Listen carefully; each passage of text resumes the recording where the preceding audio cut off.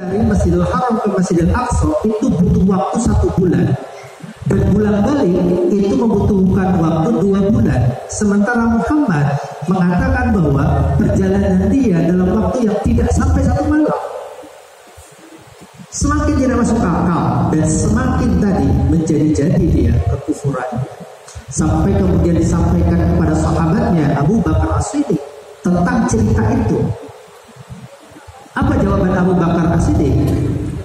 Inna lanasaddaqahu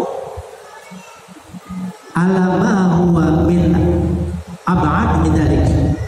Kata Abu Bakar As-Siddiq, inna lanasaddaqahu, kami pasti akan mempercayai fima huwa ab'ad min dzalik.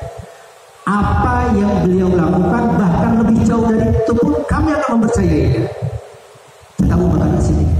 Artinya apa?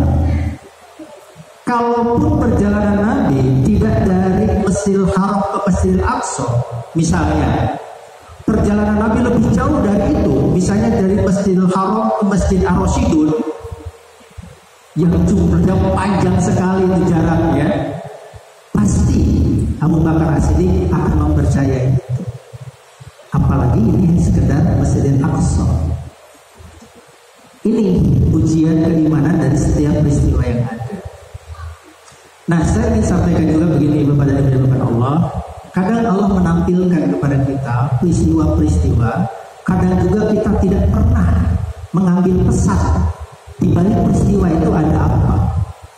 Kita hanya mengambilnya begitu saja, bahkan melihatnya begitu saja, datar-datar saja. Padahal apa?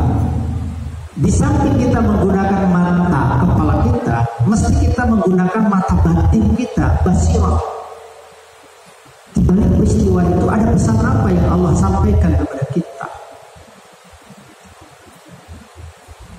Banyak orang-orang yang akhirnya tidak pernah mengambil pelajaran dari setiap peristiwa. Allah sampaikan begini, Rasulullah menyampaikan begini, kafa bil mauti wa'idha. Cukuplah dalam kematian itu ada pelajaran, ada nasihat. Artinya apa? Setiap kematian yang kita saksikan itu syarat dengan nasihat. Terlebih lagi kematian dari orang-orang yang kita cintai. Ulama mengatakan, kalau ada orang tidak bisa mengambil pelajaran dari sebuah kematian, maka jangan harap dia bisa mengambil pelajaran yang disampaikan oleh para ulama. Jangan harap dia bisa mengambil pelajaran yang disampaikan oleh para mubaligh. Jangan harap dia bisa mengambil pelajaran dari apapun yang lain. Kenapa? Kematian saja dia tidak mampu mengambil pelajaran.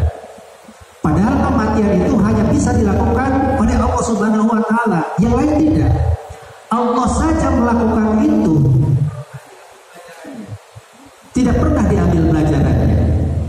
Maka jangan harap kalau hanya sekedar saya, hanya sekedar ustaz-ustaz yang lain menyampaikan pelajaran, hatinya tidak kemudian terbuka, bahkan keras. Na'udzubillah min dzalik. Kalau ada setiap peristiwa yang Allah tampakkan kepada kita, kemudian kita tidak pernah mengambil hikmah dan pelajaran, beristighfarlah kepada Allah. Jangan-jangan hati kita ini keras, seperti kaum Bani Israil. Oleh Allah tampakkan itu kekuasaannya. Ada orang mati, pada rotum fiha, mereka saling tuduh menuduh. Siapa yang membunuhnya? Allah ingin perlihatkan kekuasaannya. Allah perintahkan kepada Nabi Musa, pukullah orang mati itu dengan tulang dari binatang yang sudah mati. Dipukulkanlah orang mati itu dengan tulang tadi, kemudian hidup lagi. Dan dengan hidup lagi orang itu kemudian menunjukkan siapa sebenarnya yang membunuh dia. Wa yurikumullahu ayati. Allah ingin menampakkan kepada mereka tanda-tanda kekuasaan Allah itu. Tapi apa yang kemudian sikap Bani Israil? Tetap saja mereka tidak beriman dan tidak meyakini kerasulan Nabi Musa alaihissalam. Tsumma qasat qulubuhum min ba'di dzalik. Bahkan mereka itu keras hatinya setelah Allah tampakkan kekuasaan itu, kal hijarah, seperti batu, au asyaddu qaswah, bahkan hatinya lebih keras dibandingkan batu.